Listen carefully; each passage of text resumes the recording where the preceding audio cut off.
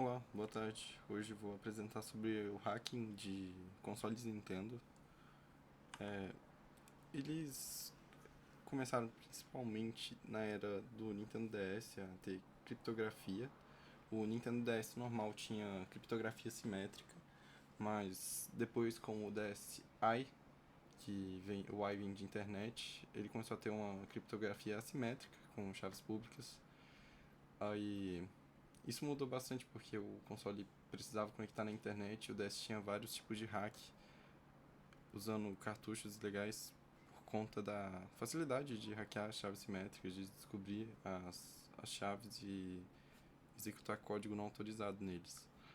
O, os ataques depois do DSi foram todos de forma que exploraram tanto hardware como software, porque eles foram cada vez tendo criptografia mais forte, principalmente depois do DSi nos consoles 3DS.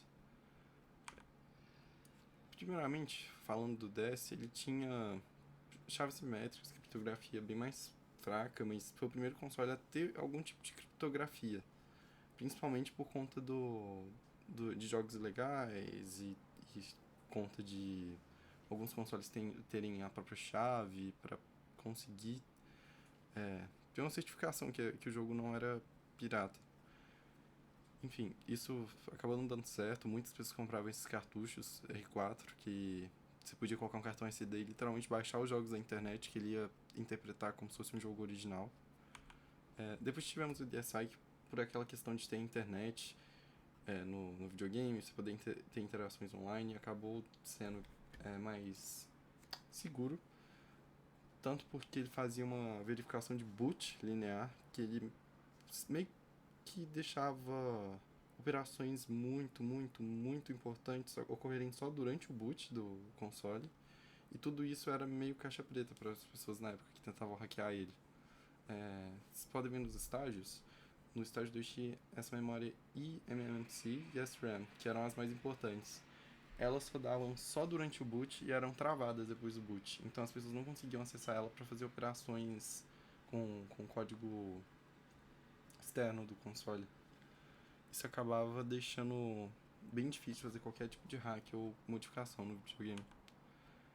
No 3DS, tínhamos ainda mais melhorias, técnicas ainda mais modernas, como o RSA, para a criptografia do console, só que o 3DS podia emular o Nintendo DS. E na emulação do DSi, ele pulava as etapas de verificação, além de que o hardware do 3DS tinha uma falha que expunha as ROMs de boot dos jogos. Isso permitiu os hackers entenderem melhor o que acontecia em cada processo e entender melhor o boot do DSi usando o 3DS.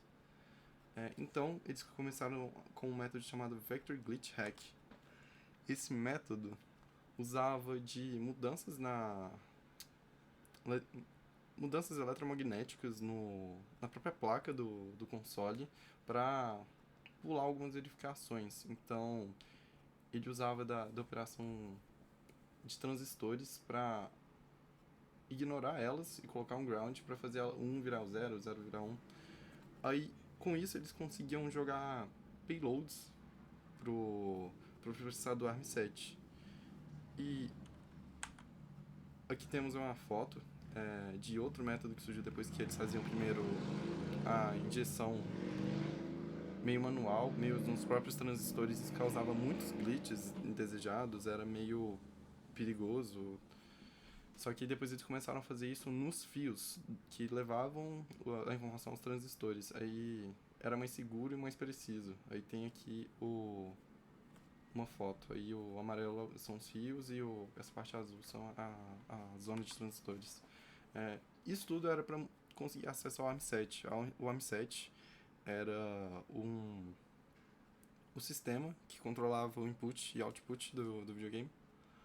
Aí, dominando ele, você já conseguia dominar parte do boot, só que todas as informações importantes ocorriam na WRAM, que você conseguia mudar com a ARM7. Então, aqui você já conseguia hackear o 3DS, porque a WRAM ficava exposta e você conseguia injetar informação usando os payloads nela Então você conseguia fazer que toda vez que o videogame ligasse, ele lembrasse de outra informação. Então com isso você já conseguia desbloquear ele ou mudar imagens, outras coisas. Só que com o WRAM do DSi, rodava muito diferente. O DSi sobrescrevia o WRAM toda vez que ele ligava o videogame, então você não conseguia fazer um hacking persistente. E muitas das vezes ele dava problema de boot, pela questão do boot do DSi ser aquela sequência linear que eu mostrei anteriormente. Então, os hackers começaram a tentar descobrir métodos para dominar o ARM9 do DSi. Então, eles chegaram em conclusão de um ataque que usava o loop de boot para conseguir chegar no ARM9. O jeito de chegar nesse boot seria fazer vários glitches no ARM9 usando toda aquela questão que eu expliquei anteriormente de mudar o eletromagnetismo para fazer ele ficar travado por muito tempo. Que aí o loop meio que se expirava e o ARM9 começava a ir para a próxima etapa, ter as novas instruções, sem ter rodado mesmo. Então eles conseguiram acesso ao ARM9 dessa forma. Outra coisa é que o DSi e o 3S usavam RSA, mas o SHA-1. Eles são algoritmos fortes e por isso que não tinham hacks mais simples em mexer em hardware por muito tempo. A exploração desses hacks vinha toda na falha de implementação e dos glitches eletromagnéticos. E os jeitos que elas eram feitas eram usando os payloads. Por quê? Os algoritmos implementados nesses videogames, eles são muito seguros, eles são muito fortes. Só que o problema é que a checagem dos algoritmos e dos dados recebidos não era muito bem feita, porque ela não checava o tamanho do payload, nem o local que ele vinha. Então você podia mandar o tamanho do arquivo que você quisesse vindo de qualquer lugar para receber de payload. Então, a única coisa que a assinatura RSA fazia era bloquear cargas mal formadas, mas se tivesse a estrutura correta, meio que não importava.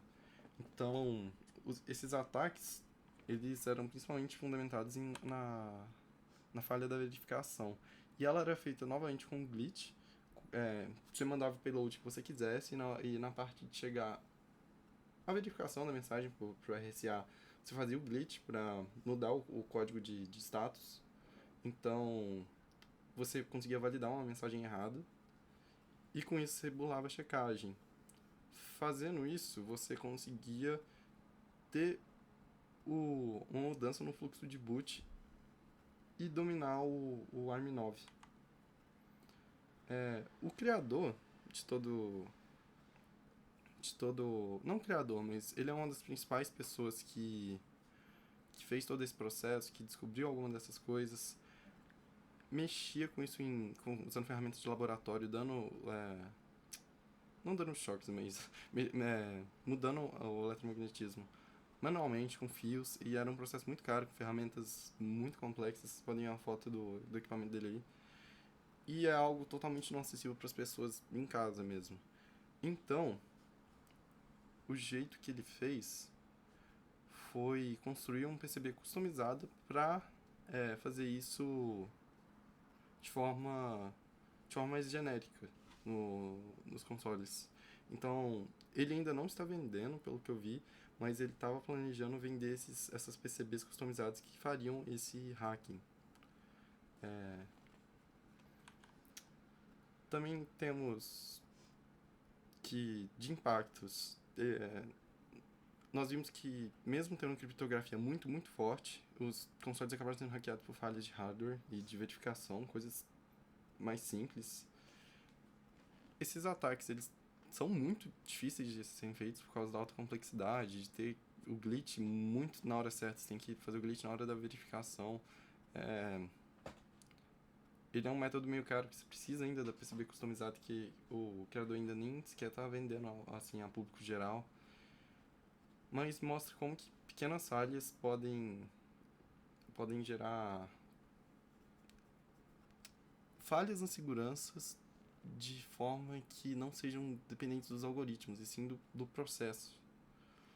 É, E outra curiosidade é que o DS ele tinha uma criptografia pior que o 3DS, só que por mais falhas de hardware, o 3DS foi hackeado muito antes do DSi. Então, é outra coisa que reitera na ideia de que o processo é muito importante, assim como os algoritmos utilizados e todo o resto. Uma curiosidade é que depois eles conseguiram, sim, é, hackear o software do DS. Ele usava um programa de edição de vídeos que você desenhava nele. E você podia desenhar frame a frame, você fazia tipo um caderninho de desenho que virava uma animação. As pessoas depois descobriram que dava pra injetar código nisso, pra quando ele fosse ler, você estourasse a memória do videogame e levasse ele para outro lugar. Então, viabilizou mais o hacking do DS por, por conseguir fazer ele ler esses arquivos que eram modificados em computadores, e que ele pensava que era só mais um videozinho que o usuário tinha feito, só que na verdade era um programa que mudava totalmente o boot do console, e que escrevia várias partes. E se popularizou, e tem uma tela que mostra, ele é um navio pirata falando no one is legal, no one is illegal, no caso. E ficou bem mais fácil fazer isso, e de colocar jogos, colocar software customizado, das pessoas fazerem jogos personalizados. E é basicamente isso. Obrigado.